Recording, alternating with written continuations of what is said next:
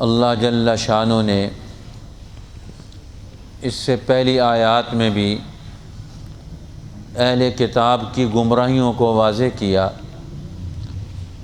اور پھر مسلمانوں کو قرآن کی نسبت سے، دین کی نسبت سے، عمل کی اعتبار سے نعمتوں کا تذکرہ کیا۔ نماز کی نعمت کا حق کیا ہے، قرآن کی نعمت کا حق کیا ہے، اللہ نے یہ جسم زندگی دی ہے، اس کو تمہیں استعمال کیسے کرنا ہے، طہارت، پاکیزگی، تیمم، یہ سارے مسائل بیان کرنے کے بعد اب اللہ جل شانہ نے دوبارہ ان لوگوں کا تذکرہ کیا کہ جنہوں نے اپنے دین کو بگاڑ دیا، جنہوں نے اپنے دین کے حقوق ادا نہیں کیے۔ جب دین کا حق ٹوٹتا ہے تو پھر دنیا میں جو بسنے والے لوگ ہوتے ہیں ان کے حقوق خود بخود ٹوٹ جاتے، وہ بربادیوں کا شکار ہوتے ہیں۔ جب پورا علم نہیں ہوگا تو عمل بھی ادھورا ہوگا۔ قرآن بیان کرتا ہے کہ یہود میں مرض کیا پیدا ہوا جس کی وجہ سے اللہ تعالیٰ کے ہاں لعنت اور پھٹکار کے وہ مستحق بن گئے، اللہ کا غضب اور غصہ ہوا۔ فرمایا اس کی وجہ یہ ہے الم تر الی الذین اوتوا نصیبا من الکتاب، کیا آپ نے ان لوگوں کو نہیں دیکھا جن کو کتاب کا کچھ حصہ ملا؟ وہ ایک حصے قرآن کو، کتاب کو، تورات کو پڑھتے ہیں، دوسرا حصہ پڑھتے ہی نہیں۔ جو ان کا اپنا شوق ہوتا ہے، اپنا ذوق ہوتا ہے، وہی پڑھتے ہیں۔ اپنے شوق اور ذوق کے مطابق پڑھ لیا اور باقی قرآن اور باقی کتاب تورات کو انہوں نے چھوڑ دیا۔ تو یہ ہے آدھے آدھے دین کو ماننا، آدھی آدھی کتاب کو ماننا۔ اب ہم دین کے آدھے حصے کو مان لیں اور اس کو پڑھ لیں، نماز کا حصہ، اور جو معاملات اور تجارت کا حصہ ہے، عدالت کا اور سیاست کا، خلافت کا حصہ ہے، اس کو چھوڑ دیں، قرآن حکیم کے ان احکامات کو۔ یہ تو بڑی تباہی ہے کہ ہم نے اپنی مرضی کے مطابق دین بنا لیا۔ یہی مرض تھا یہود کا کہ انہوں نے آدھا آدھا دین پکڑ لیا اور آدھا دین انہوں نے چھوڑ دیا۔ تو قرآن کہتا ہے یہ ان کا عمل کر رہے ہیں، کتاب پڑھ رہے ہیں، وقت لگا رہے ہیں، لیکن نتیجہ کیا ہے؟ غلط۔ یشترون الضلالۃ، یہ گمراہی خرید رہے ہیں، یہ گمراہ ہو گئے۔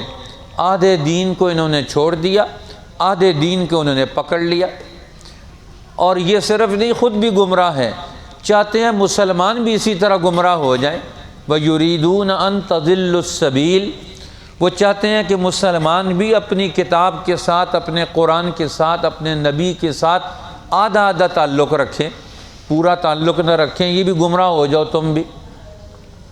اب قرآن بھی پورا ہے اور نبی کی سیرت بھی پوری ہے، اب نبی کی سیرت کو اور قرآن کو آدھا آدھا کر کے ختم کر دیا جائے تو غلط۔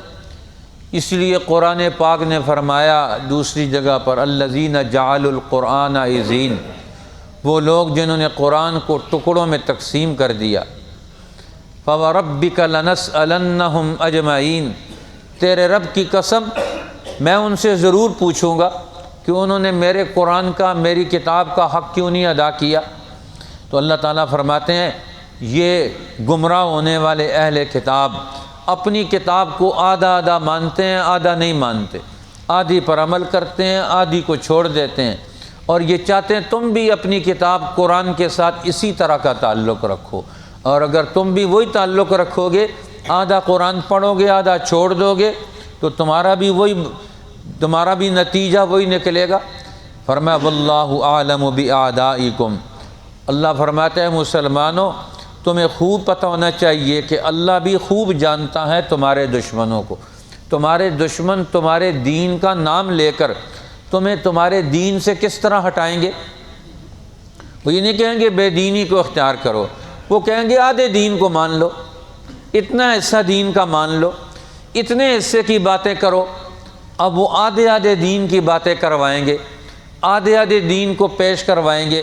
تو اللہ تمہارے دشمنوں کو خوب جانتا ہے کہ وہ تمہارے دین کو وہ اد کرٹا اور نصف نصف کر کے وہ تمہارے سامنے پیش کریں گے، تو اس لیے آدھی آدھی چیزیں مان لینا اور آدھی چیزیں چھوڑ دینا یہ تو بڑی گمراہی ہے۔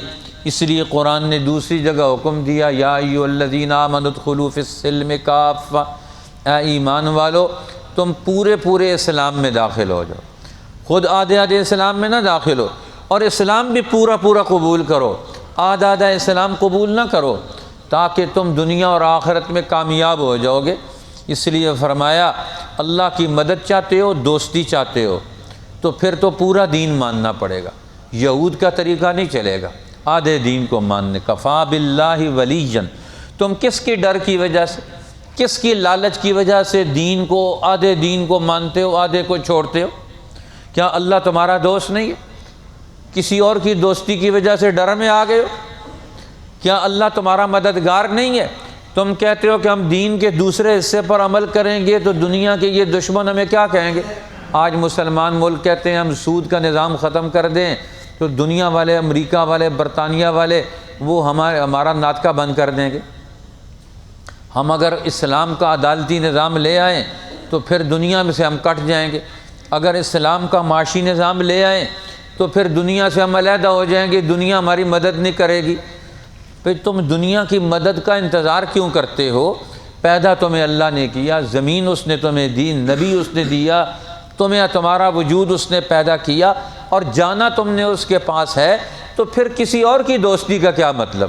اب دین انسان چھوڑتا ہے دوستیوں کی وجہ سے، تو اللہ نے فرمایا کفا باللہ ولیًا، کیا تمہیں اللہ دوست کافی نہیں؟ اور کس کی دوستی چاہتے ہو؟ وکفا باللہ نصیرا، اور اللہ مددگار کافی ہے۔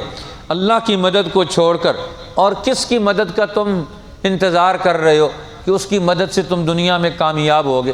اللہ جل شانہ ہمیں اپنی مدد نصیب فرمائے، اپنی دوستی نصیب فرمائے، اور صحابہ کے طرز پر پورا دین اور امت کا 1200 سالہ دور پورے دین کو علم اور عمل میں اس کی محنت اور کوشش کرنا، اس کی جو محنتیں تھیں اللہ ان محنتوں کو امت کے اندر پھر سے زندہ فرمائے۔ اس لیے دین کے 3 بڑے شعبے ہیں، ان تینوں شعبوں کو زندہ رکھنا، شریعت، طریقت اور سیاست دینی۔ اب یہ تینوں بڑے شعبے ہیں، نبی اکرم صلی اللہ علیہ وسلم نے تینوں شعبوں کو اکٹھا چلایا، خلفائے راشدین نے اکٹھا چلایا، امت کے بزرگوں نے، اولیاء اللہ نے، علماء ربانیین نے، عادل بادشاہوں نے اکٹھا چلایا۔ آج بھی کامیابی اسی میں ہے، اللہ جل شانہ ہمیں اس کی طرف رجوع عطا فرمائے۔ انشاءاللہ بھی ہمارے طلباء جنہوں نے یہ 21 دن کے قریب کا یہ دورہ لغت العربیہ عربی لینگویج کورس یہاں انہوں نے مکمل کیا، انشاءاللہ ابھی اس کی تقریب ہوگی مختصر سی، آپ کا زیادہ ٹائم نہیں لیں گے، تاکہ یہ شوق بھی پیدا ہوتا ہے۔ ان بچوں نے قرآن پاک کی بنیاد عربی زبان ہے، رسول اللہ کی زبان عربی ہے، جنت والوں کی زبان عربی ہوگی، یہ مرنے کے بعد سب کی زبان عربی ہو جاتی ہے۔ ابھی تو عربی سیکھنی پڑے گی، لیکن موت کے بعد اپنی اصلی فطرت پر لوٹ جائیں گے، تو اس لیے پہلے سے مناسبت پیدا کر لیں تو اچھی بات ہے، جس سے قرآن پاک کا سمجھنا، حدیث پاک کا سمجھنا، اور تاریخ اسلام اور جتنے دینی علوم تھے بنیادی وہ عربی زبان میں ہے، ان کا سمجھنا بہت ضروری ہے۔ اللہ تعالی ہمیں قبولیت عطا فرمائے۔ اب یہ آپ کے سامنے اگلا پروگرام وہ پیش ہوتا ہے، اور اس کے مطابق انشاءاللہ پھر دعا ہوگی۔